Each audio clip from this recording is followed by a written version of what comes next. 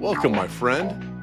Thanks for being here. If you're new to listening, I'm Ryan McPartlin, best known as Captain Awesome from the TV series Chuck. Way to go, Chuck. That's awesome.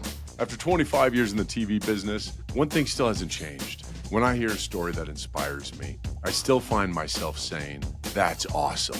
And those two simple words didn't just define the character of Captain Awesome, they really define who I am.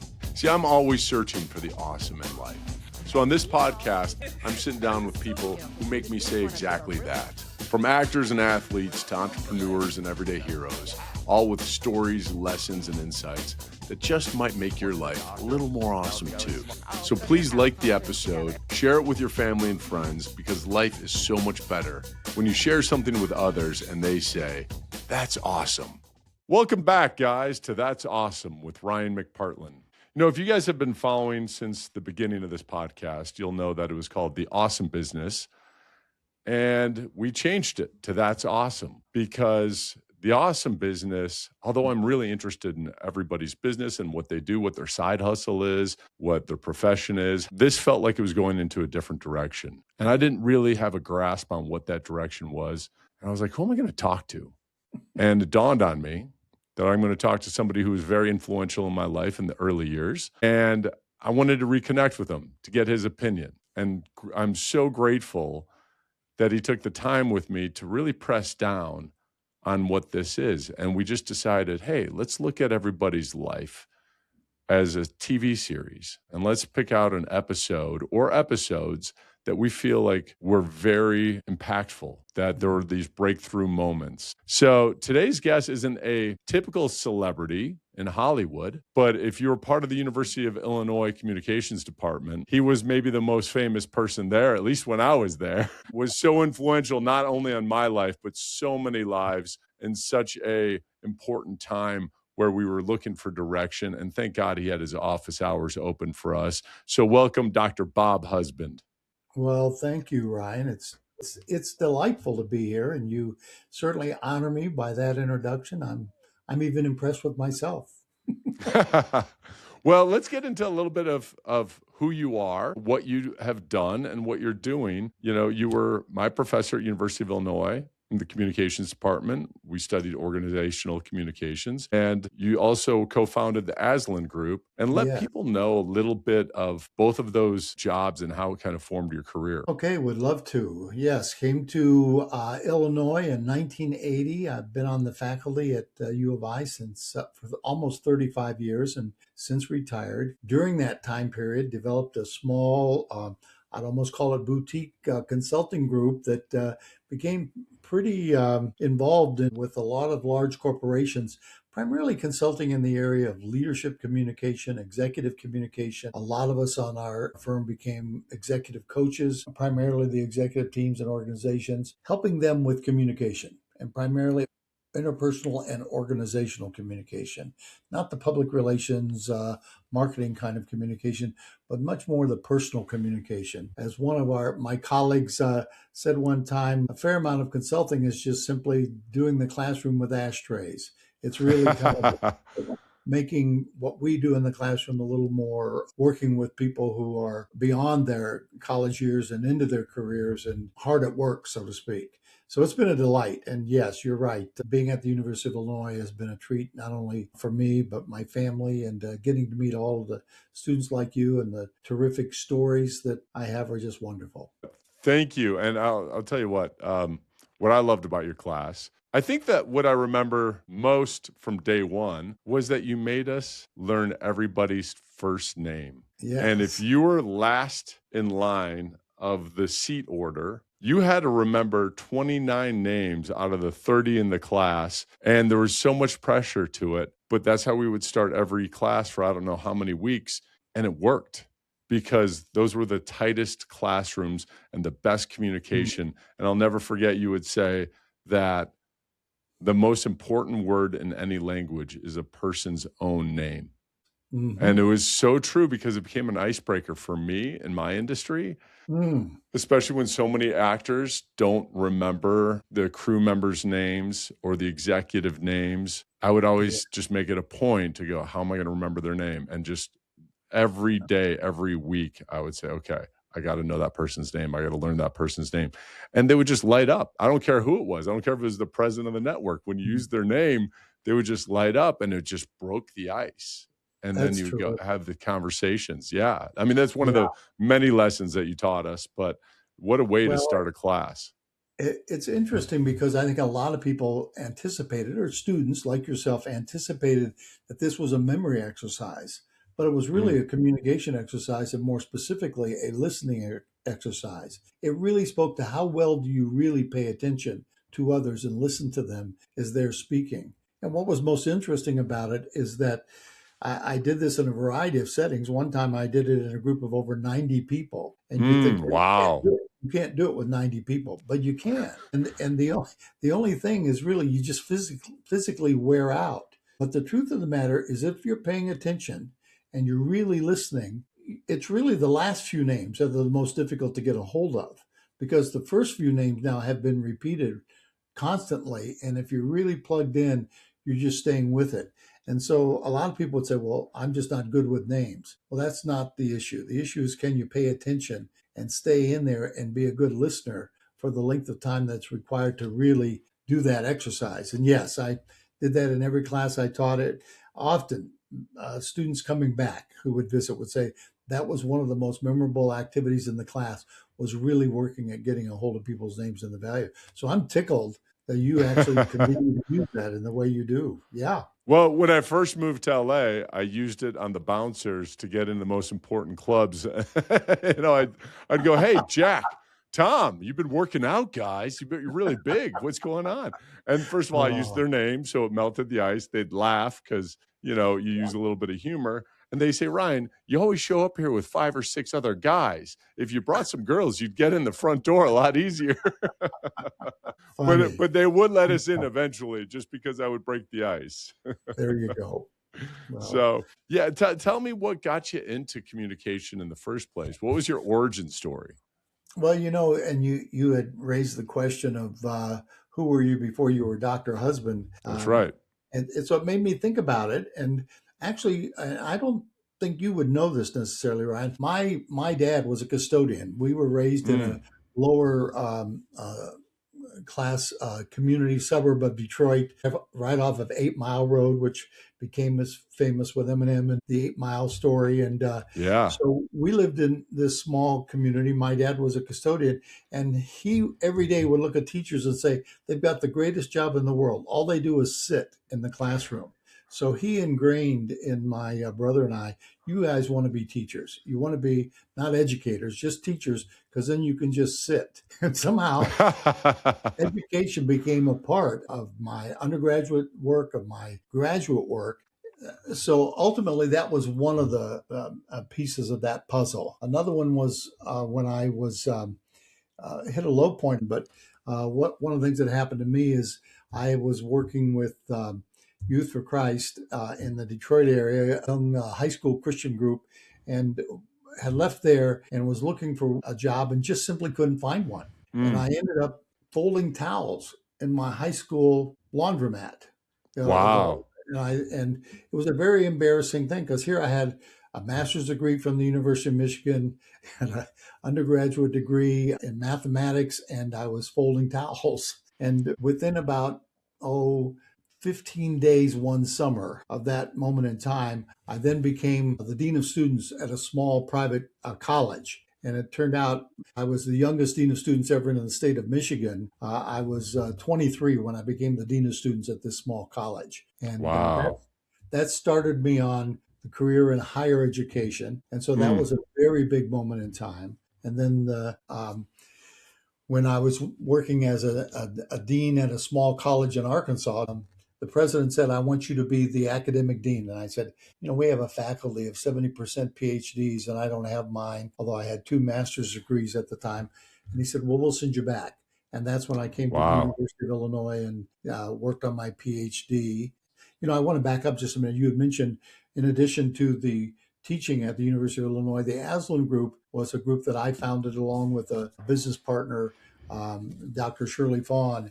And are you familiar with the Aslan lion, the figure at Aslan? A little bit, but go ahead and explain it. Okay. Well, for most people, they would be familiar with the Chronicles of Narnia or the movie that came out, The Lion, the Witch, and the Wardrobe. And Mm-hmm. Aslan in that movie is a Christ figure that a fellow named C.S. Lewis, a really well-known English writer, wrote this series of children's fairy tales called the Chronicles of Narnia. And he's the one that created it all.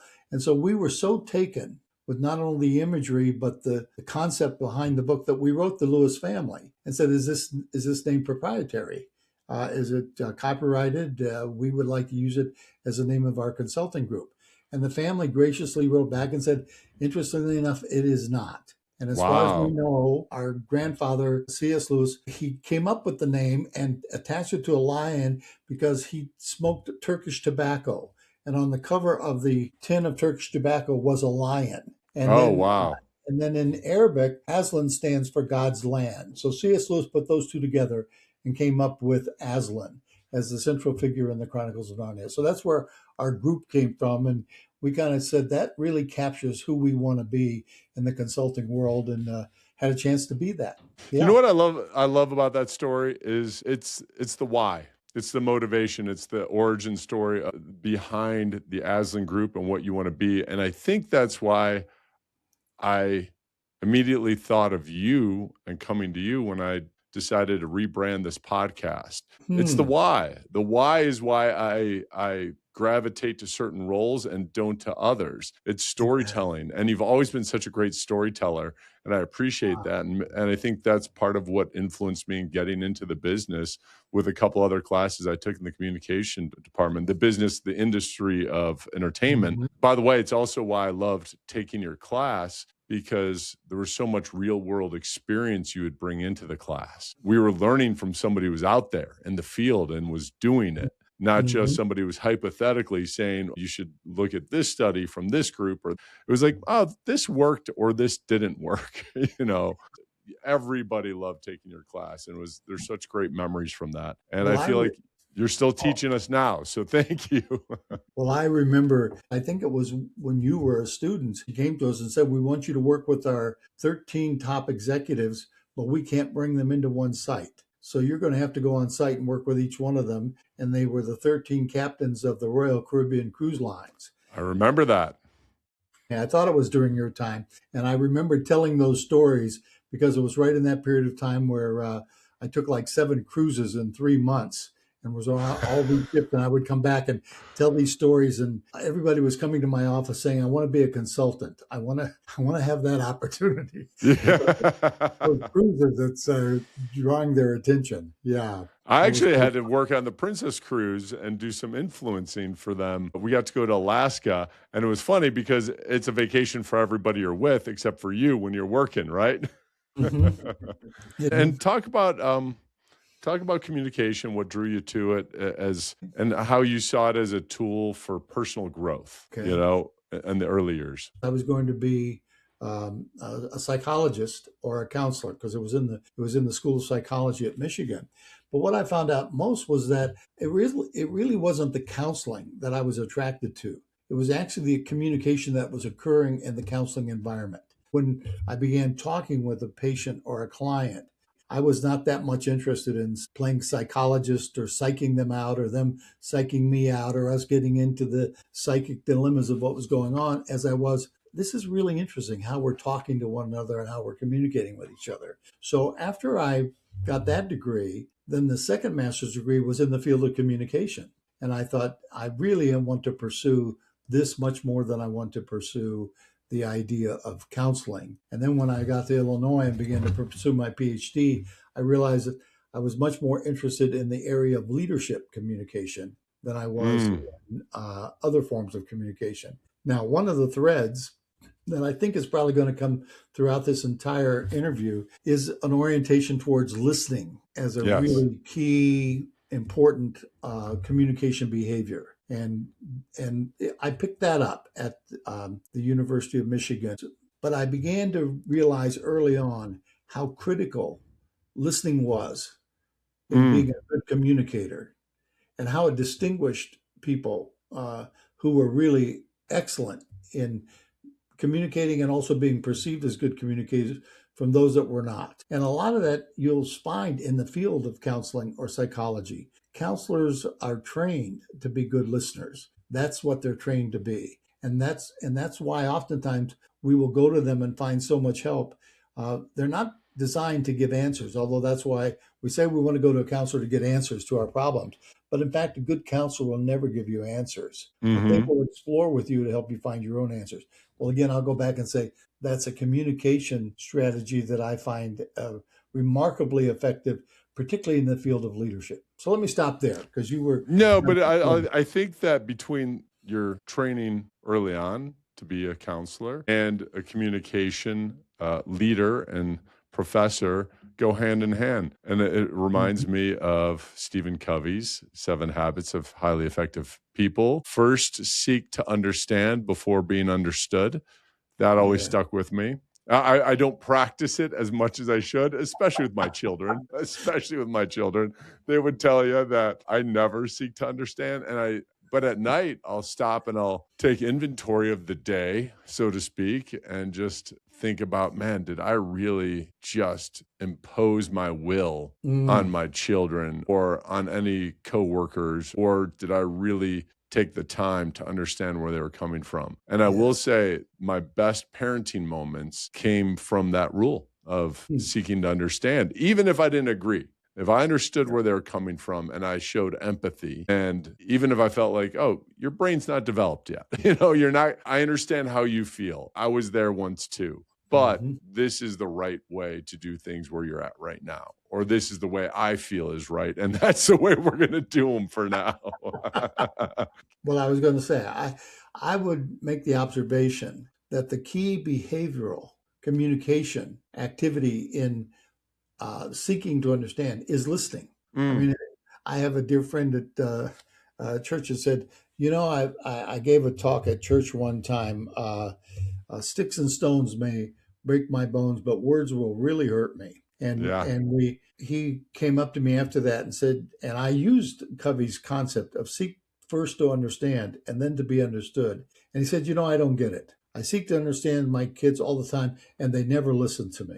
The reason you don't get it, you just reversed it.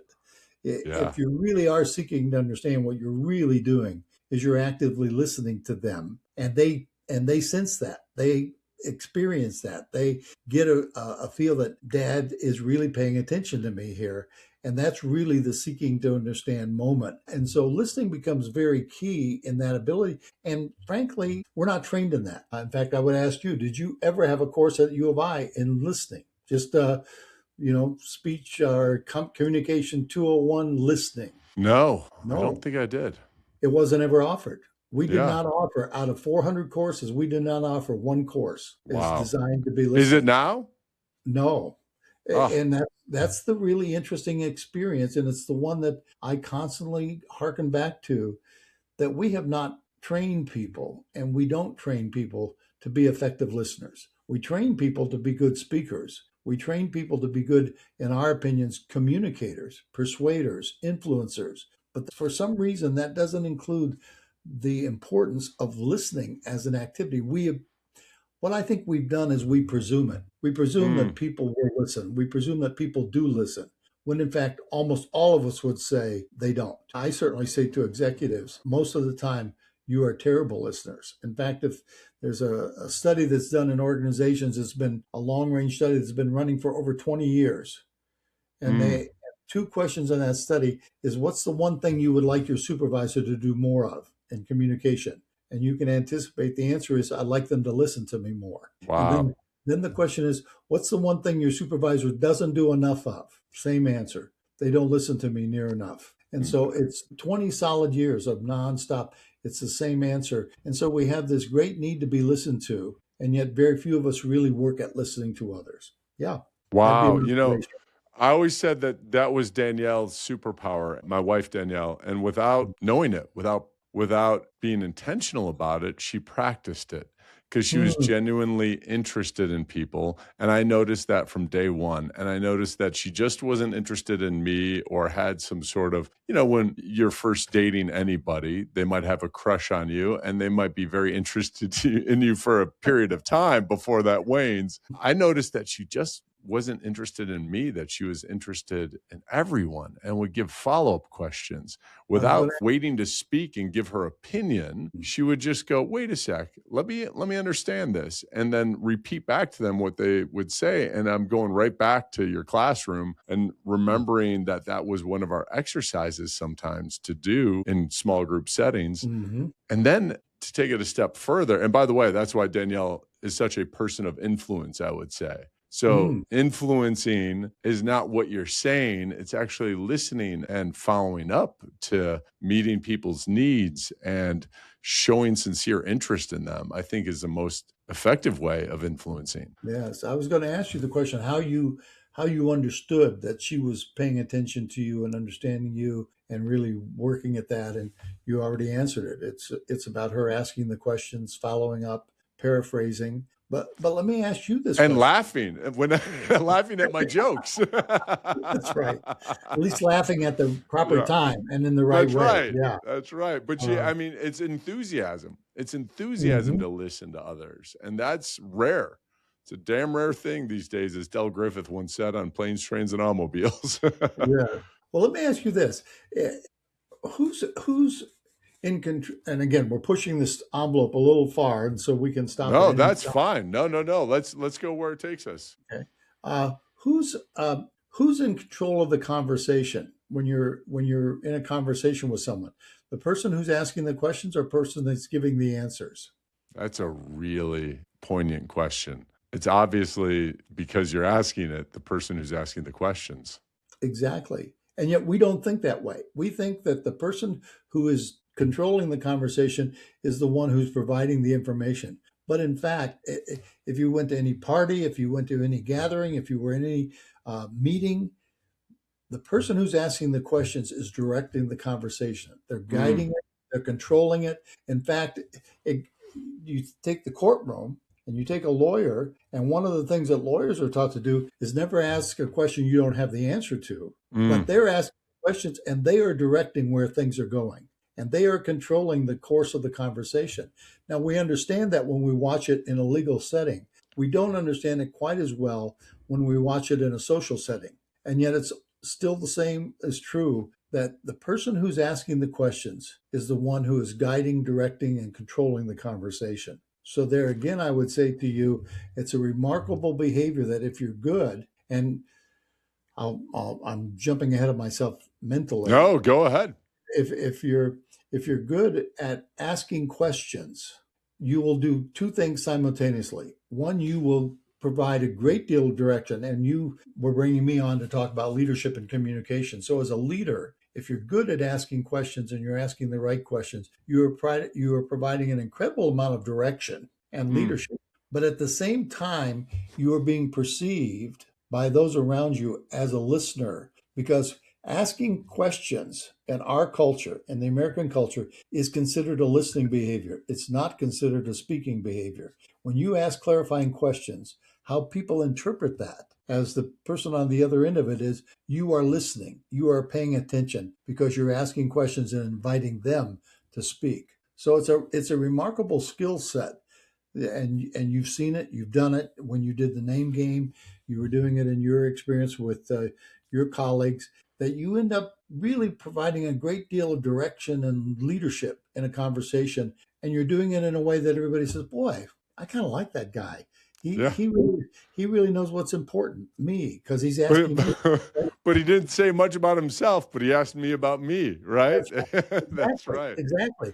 Now that may play a role in when we need to be known and we need to be paid attention to, that we feel like, well, we're not getting enough attention. And be assured, I've been in rooms working with executives where all I've done is ask questions. One time I was leading an executive workshop, and the title of the workshop was being able to ask the right questions. So I'm leading this conversation and we're going, and so at about an hour and a half, I stop the conversation and I say to the group of 11 executives, I say, how many questions do you think you all have asked in the last hour and a half?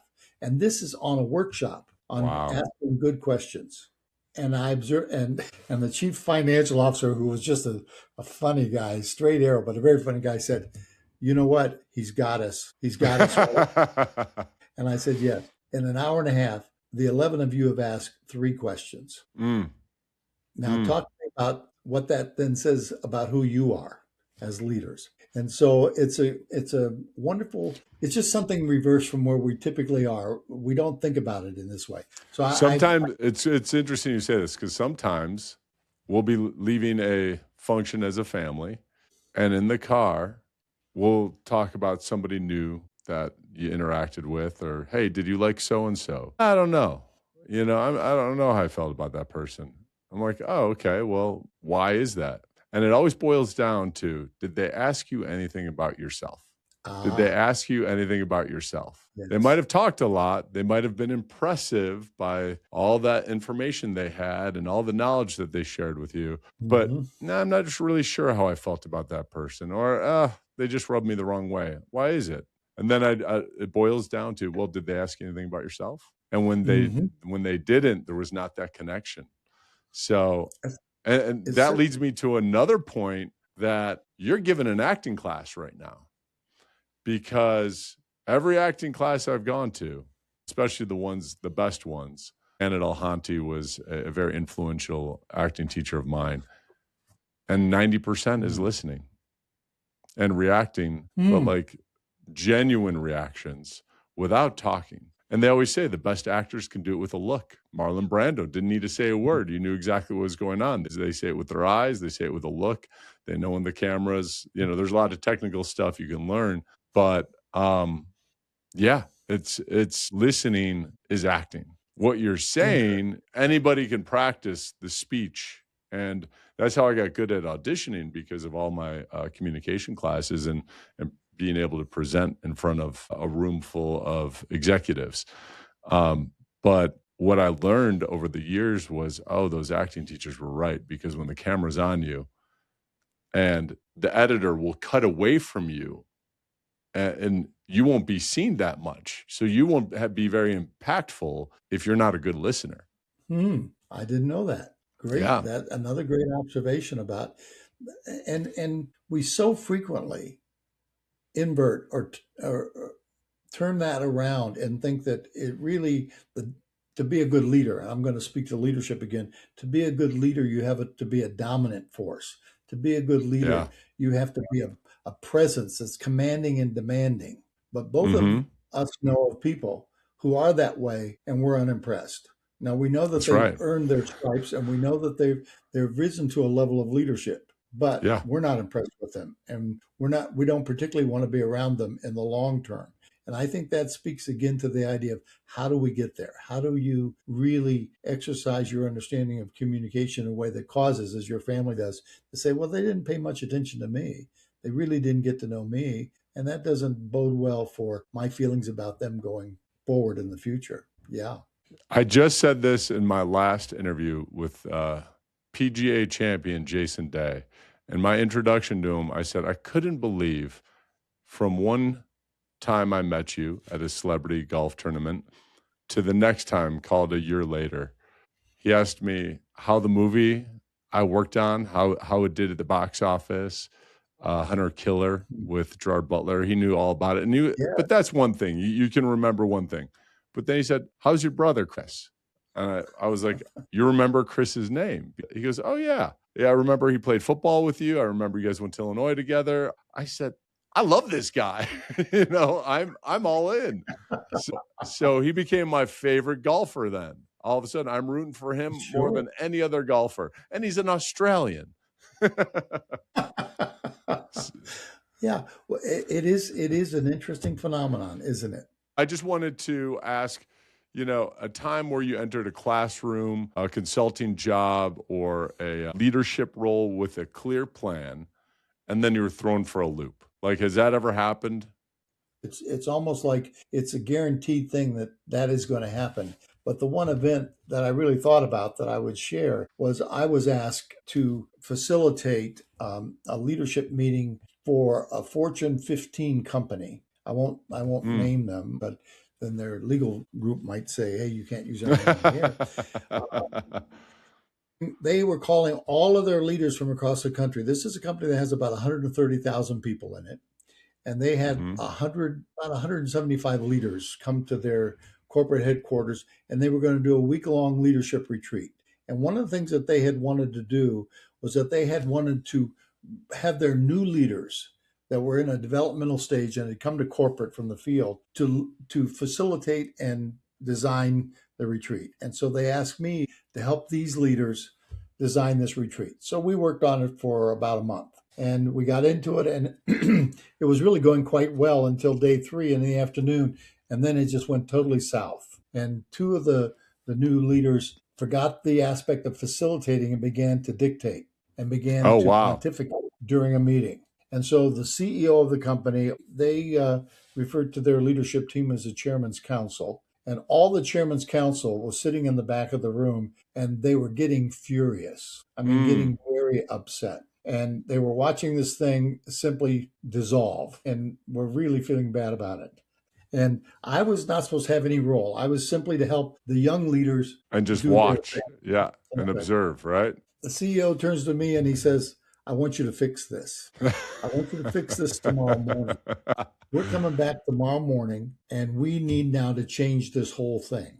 I Mm. don't want to go with what we had set, even though we got 130 people here. I don't want to go with what we've got had set the night before. Wow. Think about it and come back and fix this thing tomorrow morning." So I'm driving home thinking, what in the world? How do you do this? Even I was thinking, these guys have dug a hole so deep. It's like the women's basketball coach at Illinois. She said of her team they were playing Purdue and they fell 26 points behind and lost only by 2 points. And when she was interviewed, the interviewer said, "That's remarkable. What a comeback. How did you feel about that? How did you view the whole situation?" And she said, "Well, it was a classic case of digging a 10-foot hole and bringing a 9-foot ladder." Well, that was my feeling. We have dug a 10-foot hole and we don't Yeah. have anything but 9-foot ladders. So, anyway, the next morning I drove over and I kept thinking, how do I get this thing started? How do I even get this conversation going? And there's a lot on the line here. Well, what I did, and again, it's so consistent with what we've been talking about, I just stepped up and I summarized what we were attempting to do yesterday, and then I just asked a question. And Mm. I said to the group, I said, being real, going forward, how would you deal with what we're trying to confront and what we've been talking about for the last 4 days? Well, to my good fortune, although I was confident it would happen in some way, one of the women executives stood up and said very authentically her position on what was wrong with what had been happening. Mm. And from that point forward, everything just kind of broke free. It all came together. The CEO couldn't have been happier. At one point, they had committed to not saying anything. He was just on the verge of speech in the back of the room. And I kept saying, "You got to back off here." Long and short is that when we were done, he came up to me and said, "I've never seen anything like that. Wow. I really didn't think that could happen." I said, to be truthful with you, I didn't think so either. So I think we're both kind of stunned by how that turned out. But you asked an example of, have you seen something where you've had to turn it around? And yes. And my comment to people would be to the folks that are listening to you that we're always surprised. I don't think there's anything we can go into and have a plan that we don't have wrinkles thrown at us. And so our ability to adjust and our ability to flex at that moment is critical. And frankly, again, I keep pushing this envelope a bit strong. One of the easiest ways to flex is what I did was to just line it up and ask a question and see if the group is willing to respond. Line it up and see if there's someone out there who says, "I'm prepared to jump into this and I want to make a contribution. And now's the moment in time I'm going to do it."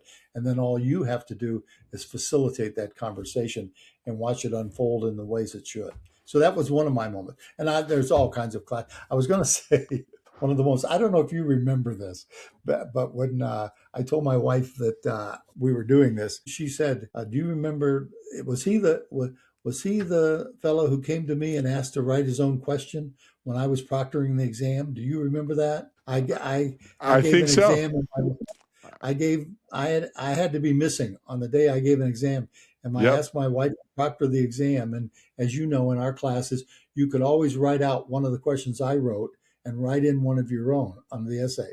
So you Mm-hmm. came to her and said, Professor Husband, let's us write in a question of our own. I would like to write this question. And she said, no chance whatsoever. And he said, just because he's good looking, he's not going to get away with that. I do Oh, remember that. I remember saying, hey, I know that. I loved that about your class, that, if you didn't remember the exact facts of some philosophy of a certain organizational communication style, that you're like, well, put down what you do know and what mhm. did impact you. And if you can speak or write down eloquently what you learned, at least you learned something, and you're going to take something away from here. I remember you had me do a report. I needed to get an A so I could get straight A's for the semester, and I was right on the bubble. And you're like, all right, if you want to make sure, we're going to do a little extra credit project, and you're going to go look at the movie Crimson Tide with Denzel Mm, Washington and Gene Hackman, and you're going to write down the different leadership styles each of them had. And yes. I love that movie to this day. As a matter of fact, I have a submarine uh, television show in development right now, Huh. and I go back to that all the time because Denzel led with questions and empowerment. And Gene Hackman was that traditional military dominant style of, it's what I say goes, everybody fall in line. And at the essence of the theme of the movie was who's right, who's wrong, and there wasn't a right or wrong. And they were both, and that was at the end of the movie. There wasn't a right or wrong, but we all knew that I'd much rather be led by Denzel Washington's character and feel empowered Yes. to do my job and get to the results as a team versus just being told what to do by a dominating force. Exactly. Exactly. And I think that's one of the real misunderstandings. And you asked the question about what's a major misunderstanding in leadership today, Mm-hmm. or one of the myths of leadership today. And I think it is that we believe that really effective leaders are dominating leaders. Really effective leaders are charismatic leaders.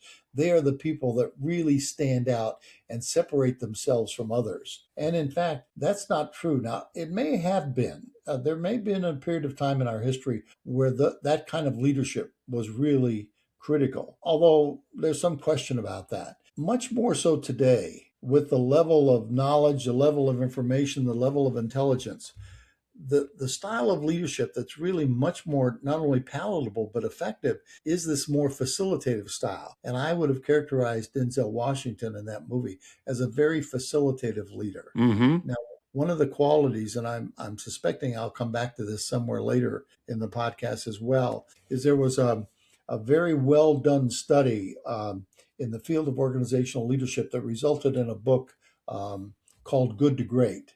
And it was by a fellow Mm-hmm. named Collins and Jim Collins.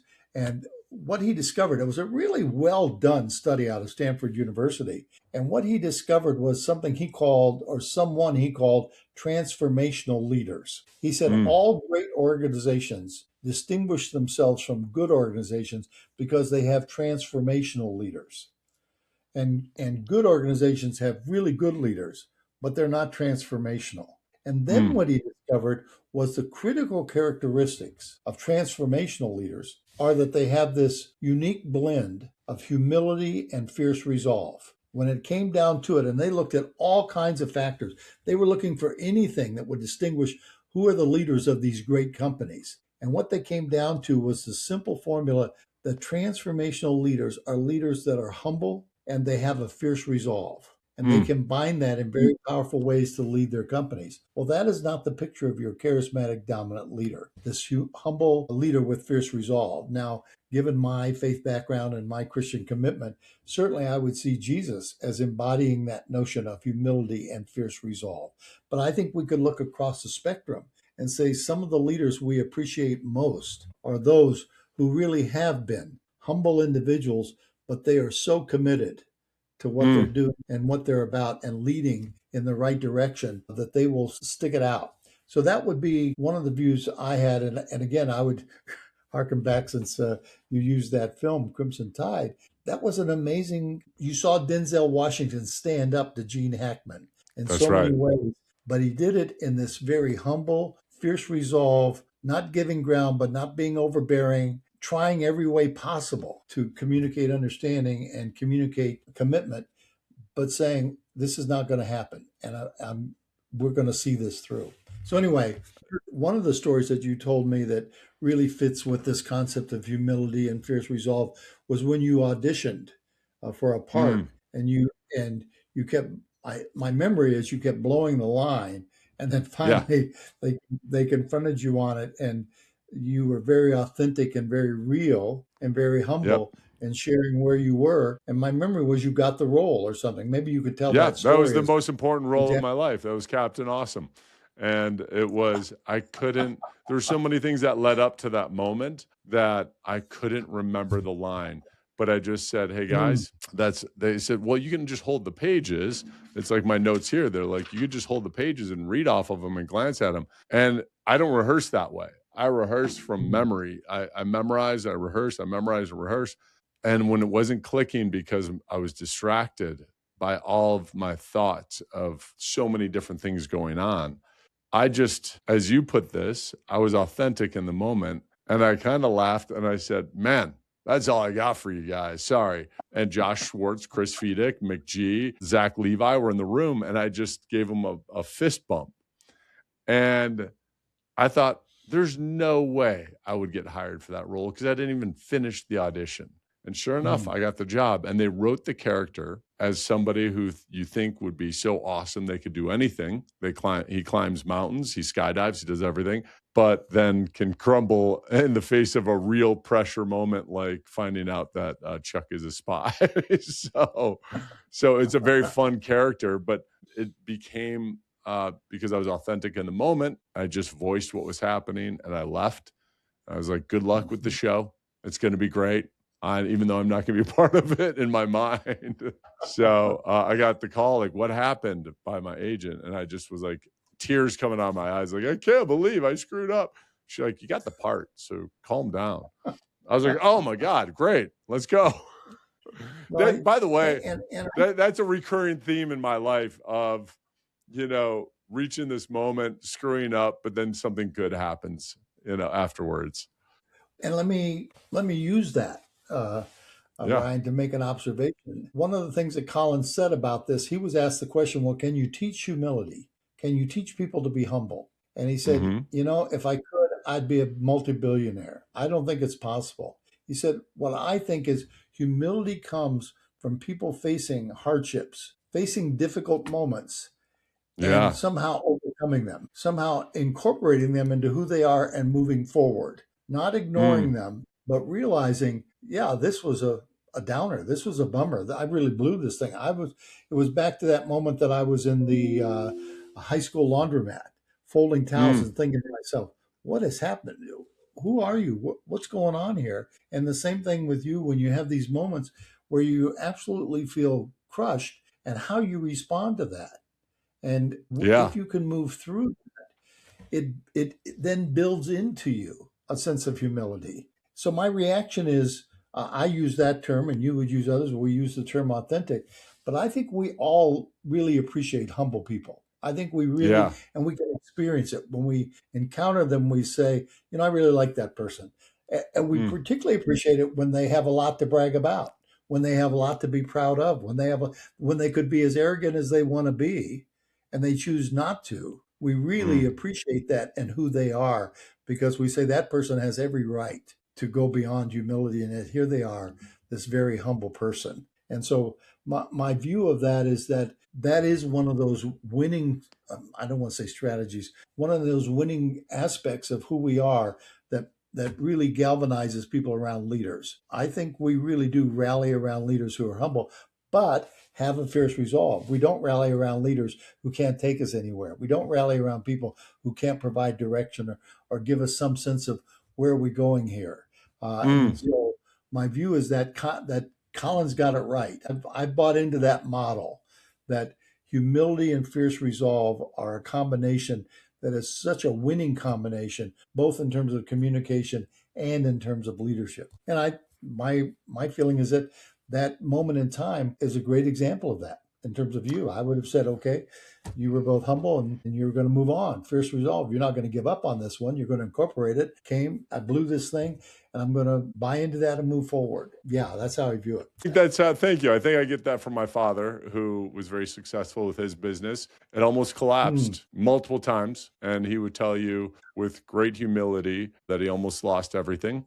But he had the fierce resolve where he would show up at 4:30 in the morning, 5 days a week, and get ahead of everything. So then, I mean, he was even, when he started the company, he had to work another job in the afternoons and tell everybody he had appointments. Well, they didn't know he was going to sell bonds in the afternoon just to pay the bills for his family so that he could keep the doors open for the company. And it is something that I recognize. And, you know, with our entertainment industry in a bit of shambles right now, and I think it's rebuilding. Who knows what'll come of it? We need the fierce resolve. We need the leaders that are going to step up and say, hey, follow me. You know, we're not going to just let AI and the tech industry run over us, because we know that we have communities that show up and that will know the difference between what is something that is fake produced in a lab versus human connection and spontaneity and all the great things about art that we can experience. And those moments like that happened in the audition room for me. That character would have never been that character had that moment not happened. Now I don't even get to be in the room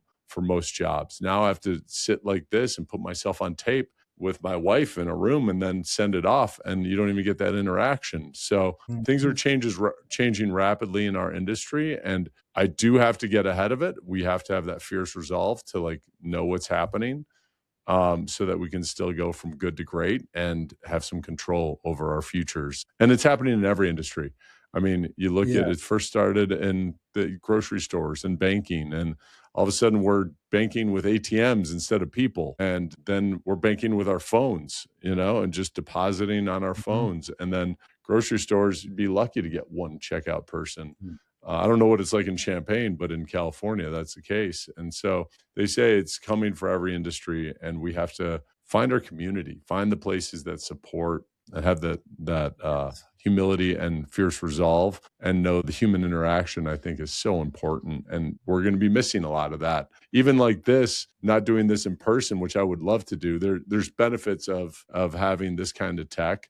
But wouldn't it be great if we could be in person and go have dinner afterwards? So a lot of those things are missing in our interactions now. So if we were to look at your life like a TV series, was there a moment that just changed everything for you, or an episode that changed everything for you that you could talk about? I really believe that there were several episodes in my life that really were turning points, that really changed the direction and the trajectory of where my life was headed. But if I were to pick one episode, it was the moment when I came and got the PhD. I think at that moment, I was and would have been a small college professor and a faculty member and administrator, and would have been delighted with that. And I think when I came to Illinois and came after the PhD, I was in a situation that was kind of unusual. We had 3 children. We were living in married housing at the University of Illinois, which was an apartment that was probably a total of 500 square feet. And we had moved from a home of about 4,000 square feet to live there, kind of given up everything, went there. And I said, I'm going to have to do this, and I'm going to do it in 2 years. Well, I look back now, and that was an unthinkable task, to try and go all the way from doing all your coursework and doing your dissertation and doing all the work involved and getting all that done in 2 years. But when I did that and I got that PhD, several things happened. One is I really did have an area of expertise that I really felt, okay, I'm among a handful, a small number of people who really have this much knowledge about this stuff, whatever this stuff is. Yeah. And I had never felt that way before. And so you reach that place. And then as a result of doing that PhD, the department head, who was my academic advisor and also my PhD director, invited me back to Illinois. So that's how I came back to Illinois. I often said to people when they ask me, well, how did you get here? And I said, I have to confess, you can't get here from where I was. That's not possible. Where I was is not the pathway to the University of Illinois. But Mm. because I got the PhD at Illinois, and because the head of the department was my PhD director, he saw the potential in me and said, I want this guy back. And so he began to promote me and bring me back, because I am confident that the faculty, when looking at my credentials, would have said, now, who's this guy and why are we considering him for our department, one of the premier departments in the country? I don't know if you've ever heard this. You might appreciate this. The the manager of the Cubs was a catcher. Do you follow the Cubs? A little bit. Okay, he was the catcher of the Cubs during the World Series, and he became the manager of the Chicago Cubs. And he became the catcher of the Chicago Cubs because they had a pitcher named John Lester that said, "I want this guy as my catcher." Okay, and Yeah. so they they said, "Okay, he's your catcher." Well, they were so successful that they named him manager. Well, then 2 or 3 years later, Lester got traded to someone else, and I don't follow the Cubs that closely. But this manager was interviewed, and it was the first time Lester was going to come back and pitch at Wrigley Field.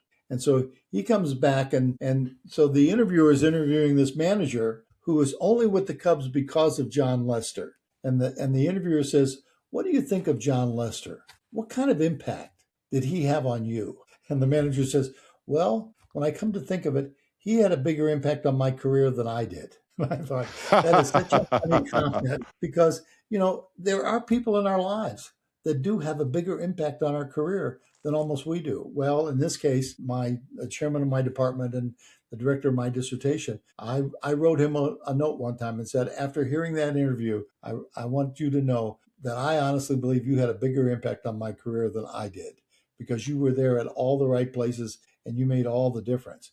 Now, the translation of that, I think, is for us to think about those people in our lives that really did make that difference. I can't Yeah. imagine anyone who doesn't have someone in their life that they could say of that person, you had a bigger impact on my career than I did, because you made all of these things happen. Either you taught me it, or you paved a way, or you introduced me, or whatever it might be, but you had this huge impact. And so that was the moment in time in which that episode would have been drafted, where all this occurred.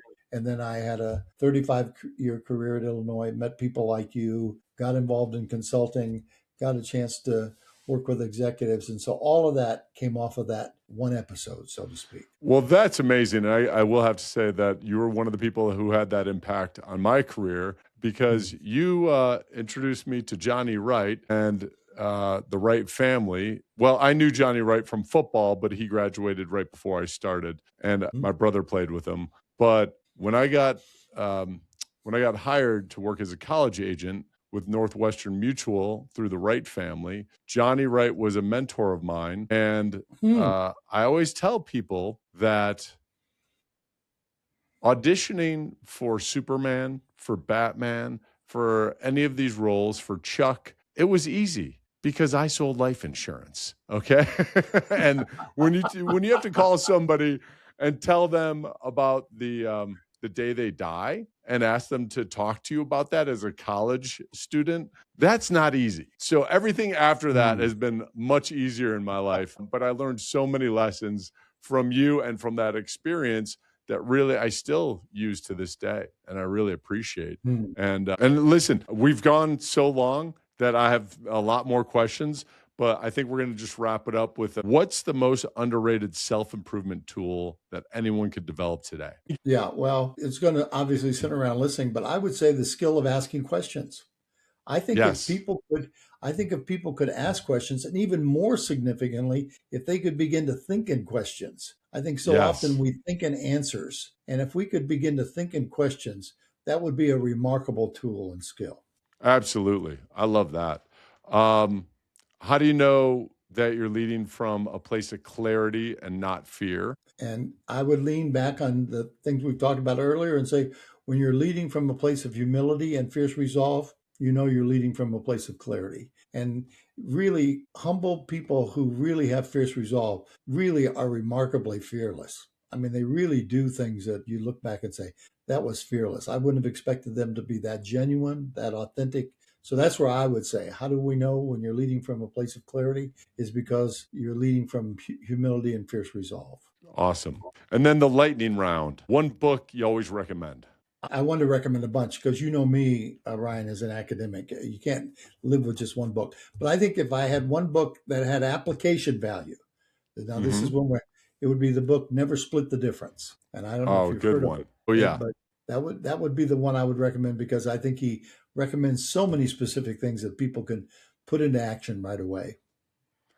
A leadership myth you want to bust. That leaders are dominant individuals. I would want to suggest that leaders are authentic individuals. There was a term in a book called Leadership in the New Science, and the Mm. person actually referred to leaders as strange attractors. And it comes out of the field of, and so anybody out there that's following you who's a physicist or loves physics would be delighted to hear this because the concept is such a remarkable, insightful concept. But I would say, leaders are strange attractors and they're not dominant forces. Oh, Mm-hmm. that's great. How about a favorite memory from teaching? Oh, I have to say, and my wife challenged me a little bit on this. One of my favorite memories was attending the first symposium that you spoke at, you and Johnny and Jill. That was a remarkable night for me. For the guests who would think, "What is he talking about?" There was a symposium created in my honor about created as a leadership symposium, and Ryan was one of the three first speakers, along with Johnny Wright and Jill Cried-Near. And for me, that was the highlight. That to see the three That of you was up there and speaking, and the fact that you would come back for the reception, and we had such a good time together and such a meaningful moment. That was a remarkable highlight. that was a special night, and I loved it. I think that I had to follow up Johnny Wright, which I was not happy about, because he was so fantastic talking about the topic that we'll get into when I have him on the podcast. But yeah, it was such a special night, and I'm just glad that we can be there to honor you. Yeah, he was such a good speaker. Let me tell one other story. I Yeah. often get asked. I often get asked when I'm after I retired, what was it like being a professor at the University of Illinois?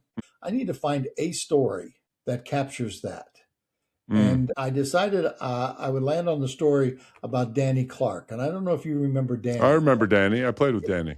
Yeah, Danny was an All-American linebacker on your Hmm. team. And Danny came into my class as a sophomore in one of my early classes in which we taught the 7 Habits of Highly Effective People. We had to use that book. And I can't remember if you were in that class or not.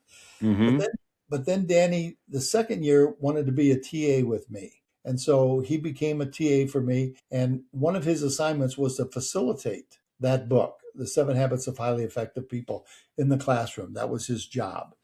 Danny and I got relatively close, but then he went off. I think he got drafted maybe in the first round. I don't know, but he went with the Jacksonville Jaguars. And about Hmm. 3 years later, I had lost contact with Danny. And one day on Sunday morning, I get this phone call, and I pick up the phone and I say, "Hello," and he says, "Professor Husband," and I said, "Yes." He says, "This is Danny Clark." And I said, "Danny, what are you doing? This is Sunday morning. Aren't you playing somewhere?" And he said, "As a matter of fact, we are. We're playing at the Colts. We're playing in Indianapolis, but I just had to call you."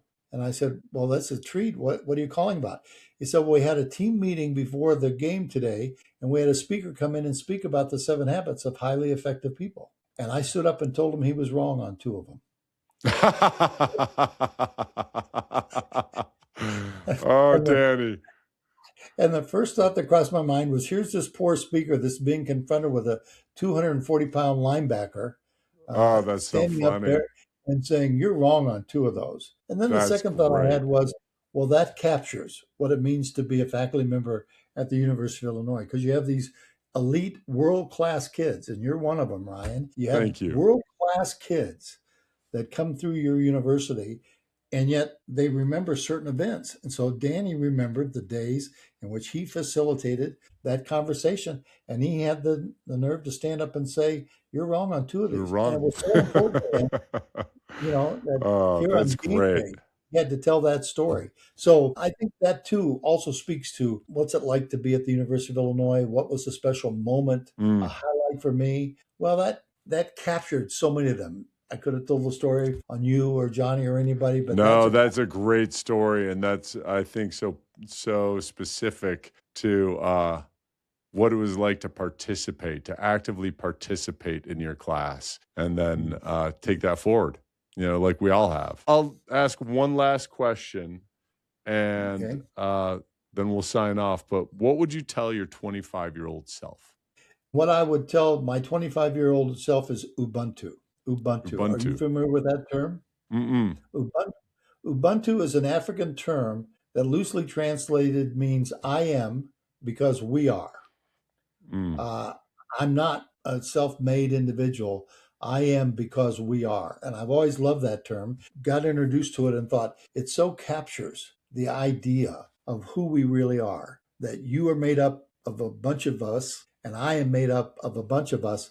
And apart from you, I'm not really me. I am because we are. That the sum total of who I am has a collective experience to it. And there's an anthropologist who tells the story, and he tells it based on what he experienced in terms of meeting an African tribe. 2 or 3 years ago, I was amazed. I saw Tom Izzo with the Michigan State basketball team come out, and on the back of their jerseys was the word Ubuntu. Oh, wow. I thought, how interesting is that? I love that so much. They have found that term, that each individual says I am because we are. So that's what I would tell them. I got goosebumps. I have goosebumps. That's fantastic. And I always say that I hate the term self-made man, self-made millionaire, whatever it is, because I know that there was either a public education behind that, a mentor behind that, somebody to give you an opportunity. And none of us are self-made. And I appreciate that. That's such a great word. Yes. Isn't that fun? Mm-hmm. That's great. Well, thank you so much. What an honor it was to have you. I could talk to you for another 2 hours. And as this podcast grows, I'm gonna lean on you more. So, to what direction, and maybe we can revisit what you think, what your thoughts are. And I'm sure it's just going to be a series of questions that I have to answer myself. You have done a remarkable job of crystallizing this and bringing this into a place where it really has a structure that gives your guests an opportunity to say as much as they can at the deepest levels they can get to. So it's really nicely done. Well, thanks, Bob, and thanks for joining us. I really appreciate it. Absolutely. Thank you. Thanks again for listening, guys. Make sure to like and subscribe, and be sure to share with any family and friends that you want to be more awesome. Also, if you want to reach out to me, DM me at Ryan McPartlin on Instagram.